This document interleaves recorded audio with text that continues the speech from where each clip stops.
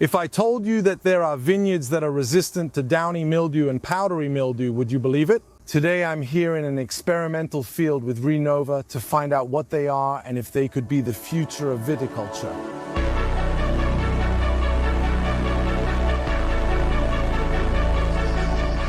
Hello to all the farmers, I hope you're all well. Today I'm here in Tebano in the province of Ravenna to check out some experimental vineyards. We're going to see them in action and try to understand which will probably be the vineyards of tomorrow, resistant to downy mildew and powdery mildew. Now let's not kid ourselves, I'm a wine grower and I know how much effort I have to put in every year to treat against downy mildew and powdery mildew. Especially in the most unfavorable seasons, it's the main problem. This especially affects the use of diesel and the cost of the people who have to go out and do the treatment, and especially the products that are used to protect our plants. This has an impact, both economically for the farms and environmentally. This experiment is exactly for this purpose.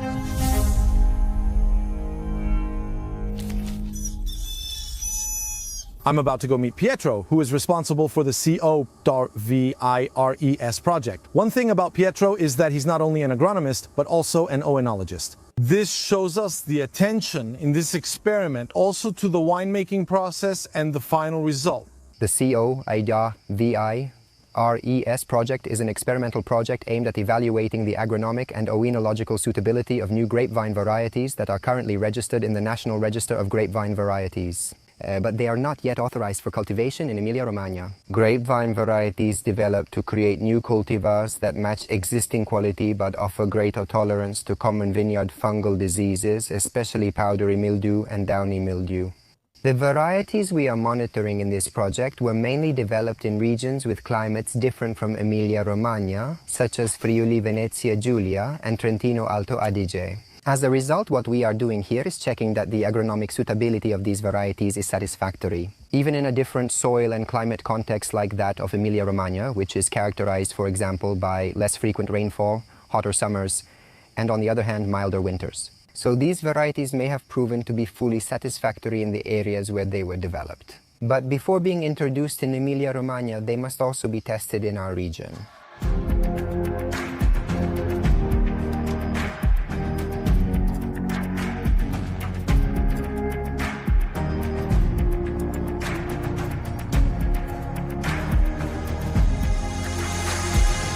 Throughout the centuries, viticulture's DNA has evolved and improved, especially as it has faced major challenges. I'm thinking of the early 20th century, of course, with the arrival of phylloxera, which required a change to all our historic vineyards. Now, these new varieties that we are experimenting with are not meant to replace all the historic varieties that we have cultivated in recent years, but to be a parallel alternative that every farmer can choose. This, in my opinion, is always the key to any kind of innovation. Never go and replace what we've done, but instead provide an alternative to farmers.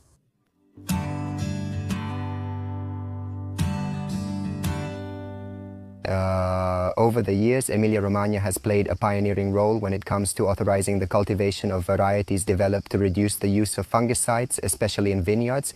In fact, Emilia-Romagna is one of the regions that produces the most wine in Italy. So it's also a region where the economic and environmental impact of viticulture is currently high. As a result, it's one of the regions most committed to reducing plant protection products in vineyards, aiming to lower farmers' costs and agriculture's environmental impact. At the same time, Emilia-Romagna is a region where the historical and wine heritage is very rich and deeply rooted. Therefore, new plant varieties must be selected both in the field and winery before approval. To confirm these varieties are fully satisfactory here. So we've understood that the Emilia-Romagna region, first of all, wants to safeguard all the wine heritage that exists. On the other hand, it requires a series of experiments before certain varieties are put on the market. And these verification criteria can't just stop in the field, but they must have excellent and outstanding results in winemaking. The crossing process through which these varieties are obtained simulates a process that would otherwise occur in nature. Simply by deciding what to pollinate with and what to pollinate, we induce a process that would take nature much more time and also a good dose of luck to happen. The crossing involves pollinating grapevine flowers with selected pollen chosen by the person creating these varieties. So essentially, we decide what to pollinate the plants with based on what we want to achieve. This whole process is known by the term PIWI.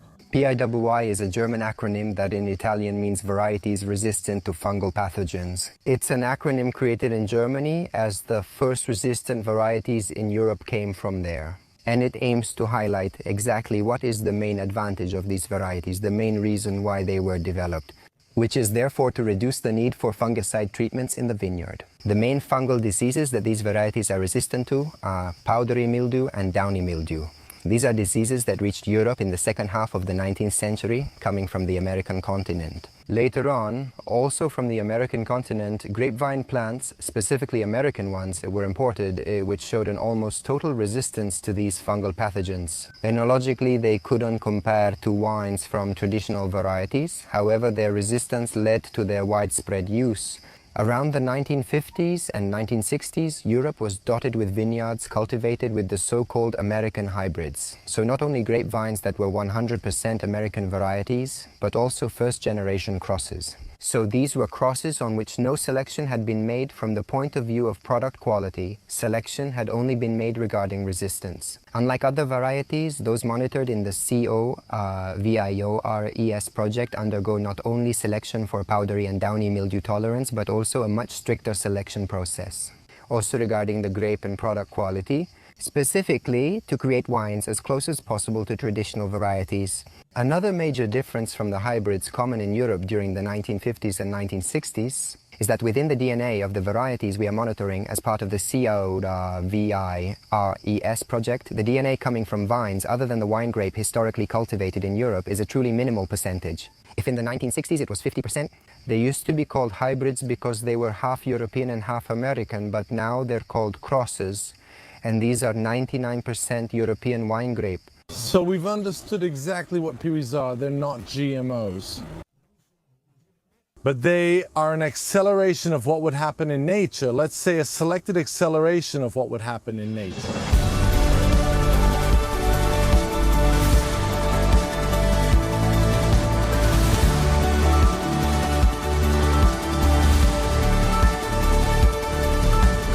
We understand well that in a region like Emilia Romagna, where so much grape production takes place, having and opening up to all these new varieties becomes really interesting. Both economically, so we reduce the use of diesel because we have to do fewer treatments, and the cost of the products for those treatments. But above all, the whole environment and all the people living in this region benefit because the treatments are reduced and therefore the environmental impact is significantly reduced.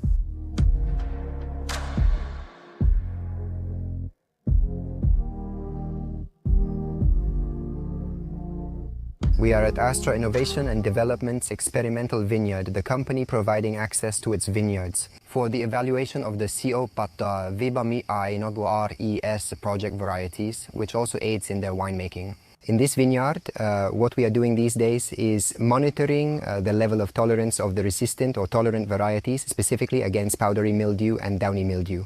This vineyard has been structured in such a way as to be able to compare the agronomic aptitude of traditional varieties used as controls, including Chardonnay, Merlot, Cabernet, and Sauvignon. These varieties have been planted at both ends of all the vineyard rows and are managed with a plant protection protocol that aims to recreate that of a typical farm. Depending on seasonal trends and variety traits, the required treatments are done to ensure optimal grape quality and harvest. However, the new grape varieties we are monitoring are planted in the middle of these rows. On these varieties, the number of treatments is not equal to that of the control plants, but a much smaller number of treatments is carried out with the aim of verifying the actual tolerance of these varieties to powdery mildew and downy mildew. We have varieties that show excellent resistance to downy mildew, but somewhat less tolerance to powdery mildew.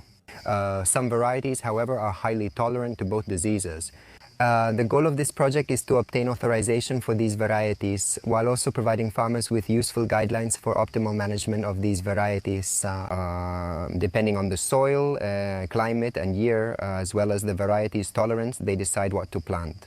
I was really impressed by what I saw in the vineyard. I thought I would see 2 or 3 varieties, but instead many varieties are being tested. As you saw, they also have different shapes. Some are more resistant to powdery mildew, some are more resistant to downy mildew, and some are very resistant to both downy mildew and powdery mildew. Now, let's also check the cellar, since a main step is the winemaking process. We're now in Astra Innovation and Development's cellar, where our earlier discussions take shape and become reality. This is where we vinify grapes from the 16 varieties monitored in the CO.VIRES project. They use a small-scale vinification method, taking 30 or 40 kilograms of grapes per variety. After that, we subject them to vinification protocols aimed at enhancing the varietal characteristics, so the characteristics of the grapes. We use a strain of yeast that doesn't create particular fermentative aromas, and we don't use aging techniques that would impact the varietal heritage of the original grapes. This is because our goal is not to produce large quantities of wine, but to make just enough wine. But to make enough wine so that we can then analyze its chemical and physical characteristics as well as its strengths and any possible sensory flaws. Turning grapes into wine is the final step in selecting and evaluating these varieties. It's also the final step before we can confirm these varieties are suitable for cultivation in our region. Because they can be as tolerant as you want, they can even be perfect in the vineyard from an agronomic point of view. But if they do not produce a satisfactory enological product or one of comparable quality to that of a traditionally cultivated variety, these varieties cannot represent a potential complement to traditional varieties.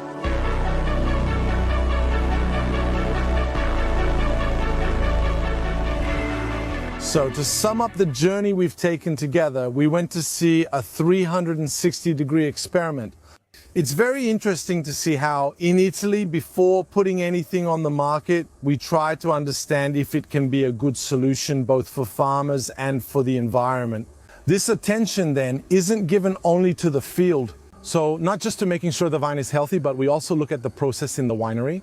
Because we don't just want healthy vines, we also want a wine product that is excellent by always maintaining very high standards, just as Italian excellence requires of us. I'll include all the links in the description so you can access every source. Now it will take a few more years to complete the experimentation and see these new varieties in the field. We shouldn't be afraid of changes. We must always keep in mind that we come from a tradition that needs to be protected because it's our history to which we bring a small change every time. I remind you that the climate is changing. What was fine yesterday is no longer fine today. And we have a huge challenge to do better than our grandparents with conditions that are changing. So we keep rewriting new methods each time to achieve a single goal, making quality products. Farmers, see you in the next video. Bye, everyone.